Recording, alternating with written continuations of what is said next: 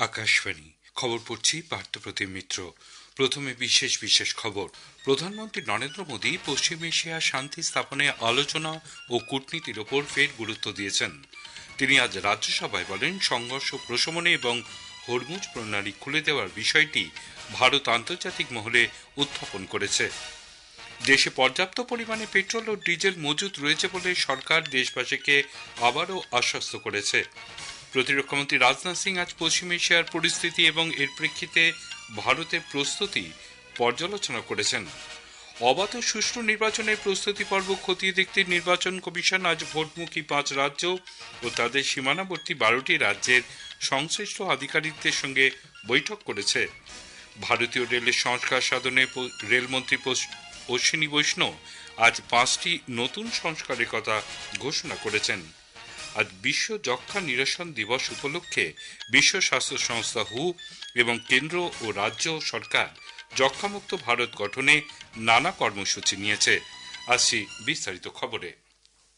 প্রধানমন্ত্রী নরেন্দ্র মোদী পশ্চিম এশিয়ার শান্তি স্থাপনে আলোচনা ও কূটনীতির ওপর ফের জোর দিয়েছেন। পশ্চিম এশিয়ার বর্তমান পরিস্থিতি এবং ভারতের অবস্থান ব্যাখ্যা করতে গিয়ে আজ রাজ্যসভায় তিনি বলেন, ভারত সংঘর্ষ নিরসনে এবং হরমুজ প্রণালী পুনরায় খুলে দেওয়ার বিষয়টি আন্তর্জাতিক মহলে উত্থাপন করেছে। তিনি বলেন, পশ্চিম এশিয়ার বর্তমান অবস্থা 3 সপ্তাহের বেশি সময় ধরে চলছে। এর ফলে গোটা বিশ্বে জ্বালানি সংকট দেখা দিয়েছে। ভারতের কাছেও বর্তমান পরিস্থিতি অত্যন্ত উদ্বেগের। তিনি আরো বলেন, পেট্রোল, ডিজেল, গ্যাসের মতন নিত্য প্রয়োজনীয় সরবরাহ এর ফলে ব্যাহত হয়েছে। পশ্চিম এশিয়ার দেশগুলিতে 1 কোটিরও বেশি ভারতীয় বসবাস করেন। তাদের জীবন ও জীবিকার নিরাপত্তা সুনিশ্চিত করা ভারতের কাছে অত্যন্ত গুরুত্বপূর্ণ বলে তিনি উল্লেখ করেছেন। বিশ্বের বিভিন্ন দেশের অসংখ্য জাহাজ হরমুজ প্রণালীতে অবরুদ্ধ হয়ে আছে। এই জাহাজগুলোতে অনেক ভারতীয় নাবিক রয়েছেন বলেও তিনি জানান। इस युद्ध से हमारे व्यापार के रास्ते प्रभावित हो रहे हैं। इससे पेट्रोल, डीजल, गैस और फर्टिलाइजर जैसे जरूरी सामान की रूटीन सप्लाई प्रभावित हो रही है। गल्फ देशों में करीब 1 करोड़ भारतीय रहते हैं, वहां काम करते हैं। उनके जीवन और आजीविका की सुरक्षा भी भारत के लिए बहुत बड़ी चिंता है। होर्मुज स्ट्रेट में दुनिया के अनेक जहाज फंसे हैं, उनमें बहुत बड़ी संख्या में भारतीय क्रू मेंबर्स हैं। ये भी भारत के लिए एक बड़ी चिंता का विषय है। প্রধানমন্ত্রী নরেন্দ্র মোদী বলেছেন, পশ্চিম এশিয়ার যুদ্ধকালীন পরিস্থিতির মধ্যেও ভারতীয় জাহাজগুলি যাতে নিরাপদে চলাচল করতে পারে তার জন্য ভারত কূটনৈতিক প্রয়াস চালিয়ে যাচ্ছে। তিনি বলেন, গত কয়েকদিনে বিশ্বের বিভিন্ন দেশ থেকে অপরিশোধিত তেল ও এলপিজি বোঝাই জাহাজ ভারতে এসে পৌঁছেছে। মধ্যপ্রাচ্যের সংঘাত শুরু হওয়ার পর এখনো পর্যন্ত 3,75,000-এরও বেশি ভারতীয় নিরাপদে দেশে এসে পৌঁছেছেন। এছাড়াও ইরান থেকে ফিরেছেন প্রায় 1,000 ভারতীয়। তিনি বলেন, সরকার বিভিন্ন ক্ষেত্রে স্বনির্ভর হওয়ার লক্ষ্যে লাগাতার চেষ্টা চালিয়ে যাচ্ছে। मैं आपके माध्यम से देश को ये आश्वासन देना चाहता हूं कि भारत के पास क्रूड ऑयल के पर्याप्त स्टोरेज के और निरंतर सप्लाई की व्यवस्थाएं हैं। हमारी सरकार की कोशिश है कि ईंधन के किसी एक ही स्रोत पर ज्यादा निर्भरता न रहे। सरकार घरेलू गैस सप्लाई में एलपीजी के अलावा पीएनजी पर भी बल दे रही है। सरकार का निरंतर प्रयास रहा है कि हर सेक्टर में दूसरे देशों पर निर्भरता कम से कम हो। লোকসভায় আজ রূপান্তরকামী ব্যক্তি বা ট্রান্সজেন্ডার পার্সন সুরক্ষা সংশোধনী বিল 2024 আলোচনার জন্য গৃহীত হয়েছে। এই বিলের মূল উদ্দেশ্য হল 2019-এর রূপান্তরকামীদের অধিকার সুরক্ষা আইনে সংশোধন করা। এই আইনে একজন রূপান্তরকামী ট্রান্সজেন্ডার হিসেবে পরিচয়পত্র পাওয়ার জন্য জেলা ম্যাজিস্ট্রেটের কাছে আবেদন করতে পারতেন। বিলে বলা হয়েছে, জেলা ম্যাজিস্ট্রেট একটি মনোনীত মেডিকেল বোর্ডের ছাড়পত্র পাওয়ার পর এই শংসাপত্রটি দিতে পারবেন। প্রয়োজনে জেলা ম্যাজিস্ট্রেট অন্যান্য চিকিৎসা বিশেষজ্ঞদের সহায়তা নিতেও পারবেন। পর্যাপ্ত পরিমাণে পেট্রোল, ডিজেল দেশে মজুত রয়েছে বলে সরকার দেশবাসীকে আবারও আশ্বস্ত করেছে। একই সঙ্গে অভ্যন্তরীণ এলপিজি উৎপাদন বৃদ্ধি করা হয়েছে। দেশের প্রত্যেকটি শোধনাগার সর্বোচ্চ পরিমাণে উৎপাদন চলছে। নতুন দিল্লিতে পশ্চিম এশিয়ার পরিস্থিতি পর্যালোচনায় আন্তঃমন্ত্রক বৈঠকে পেট্রোলিয়াম ও প্রাকৃতিক গ্যাস মন্ত্রকের যুগ্ম সচিব সুজাতা শর্মা দেশবাসীকে কোনো রকম গুজবে কান না দেওয়ার পাশাপাশি আতঙ্কিত হয়ে গ্যাস না কেনার পরামর্শ দিয়েছেন। বন্দর জাহাজ এবং জলপথ মন্ত্রকের বিশেষ সচিব রাজেশ কুমার সিনহা জানিয়েছেন, পাইপ গ্যাস ও জগবসন্ত নামে দুটি ভারতীয় জাহাজ নিরাপদে হরমুজ প্রণালী পার করে ভারতের বন্দরের দিকে রওনা হয়েছে। বাহরিন হরমুজ প্রণালীকে সুরক্ষিত রাখতে নিরাপত্তা পরিষদে একটি খসড়া প্রস্তাব পেশ করেছে। এই অঞ্চলে বাণিজ্যিক জাহাজের সুরক্ষায় প্রয়োজনীয় উদ্যোগ নেওয়ার উদ্দেশ্যেই তাদের এই কূটনৈতিক পদক্ষেপ বলে মনে করা হচ্ছে। মার্কিন রাষ্ট্রপতি ডোনাল্ড ট্রাম্প ইরানের বিরুদ্ধে সামরিক যুদ্ধবিরতির প্রস্তাব ঘোষণা করলেও লেবাননে ইসরায়েলের হামলা অব্যাহত রয়েছে। রাজধানী বেইরুত থেকে প্রায় 10 কিলোমিটার দক্ষিণ পূর্বে বাসামুন এলাকায় আজ একটি বসতি এলাকায় বিমান হামলা চালালে 2 জন নিহত হয়, আহত হন 5 জন। প্রতিরক্ষামন্ত্রী রাজনাথ সিং আজ পশ্চিম এশিয়ার পরিস্থিতি এবং এর প্রেক্ষিতে ভারতের প্রস্তুতি পর্যালোচনা করেছেন।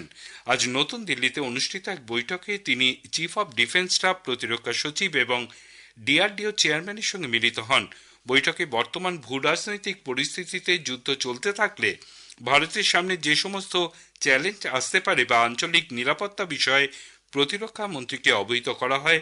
বৈঠকে যুদ্ধের প্রকোপ আরও জোরালো হলে সেই পরিস্থিতিতে প্রতিরক্ষা সরঞ্জাম সংগ্রহ, উৎপাদন এবং প্রতিরক্ষা সামগ্রী রক্ষণাবেক্ষণ, ব্যবহারযোগ্যতা ইত্যাদি বিষয়ে আলোচনা হয়। শ্রী সিং যে কোনো পরিস্থিতি মোকাবিলায় প্রস্তুত থাকার নির্দেশ দিয়েছেন। আজকের প্রসঙ্গে এবারের বিষয় গ্রামীণ অর্থনীতিতে পাট চাষ ও পাট শিল্প। এই নিয়ে জুট কর্পোরেশন অফ ইন্ডিয়ার জেনারেল ম্যানেজার কল্যাণ কুমার মজুমদারের সঙ্গে কথা বলেছেন অভিজিৎ চক্রবর্তী। আকাশবাণী সংবাদ বিভাগ প্রযোজিত অনুষ্ঠানটি শুনবেন আজ রাত 8টায় গীতাঞ্জলি ডিটিএইচ বাংলা এবং আকাশবাণী সংবাদ কলকাতা সোশ্যাল মিডিয়া প্ল্যাটফর্মে। অনুষ্ঠানটির দ্বিতীয় পর্ব শোনা যাবে আগামীকাল রাত 9:30টায়। প্রধানমন্ত্রী নরেন্দ্র মোদী আগামী রবিবার 29 মার্চ আকাশবাণীতে মন কি বাত অনুষ্ঠানে দেশ বিদেশের মানুষের সঙ্গে তার চিন্তা ভাবনা ভাগ করে নেবেন। এটি হবে মাসিক এই বেতার অনুষ্ঠানের 132তম পর্ব। আকাশবাণী ও দূরদর্শনের সবকটি চ্যানেলে সকাল 11টা থেকে এই অনুষ্ঠান শোনা যাবে। খবর শুনছেন আকাশবাণী থেকে।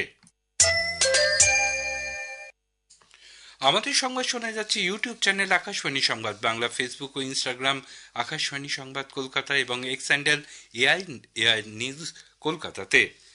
অবাধ ও সুষ্ঠু নির্বাচনের প্রস্তুতি পর্ব খতিয়ে দেখতে নির্বাচন কমিশন আজ ভোটমুখী 5 রাজ্য ও তাদের সীমানাবর্তী 12টি রাজ্যের সংশ্লিষ্ট আধিকারিকদের সঙ্গে বৈঠকে বসেন। পশ্চিমবঙ্গ সহ ভোটমুখী 5 রাজ্য এবং যে 6টি রাজ্যে উপনির্বাচন হবে তাদের মুখ্য সচিব, নির্বাচনী আধিকারিক, পুলিশের মহানির্দেশক সহ অন্যদের সঙ্গে বৈঠক করেন। মুখ্য নির্বাচন কমিশনার জ্ঞানেশ কুমার সহ 2 নির্বাচন কমিশনার এস সান্ধু এবং বিবেক যোশী বৈঠকে উপস্থিত ছিলেন। সর্বোচ্চ আদালত পশ্চিমবঙ্গে এসআইআর প্রক্রিয়ায় বিবেচনাধীন ভোটারদের বিষয়টি 6 এপ্রিলের আগে নিষ্পত্তির চেষ্টা করতে মৌখিকভাবে নির্দেশ দিয়েছে।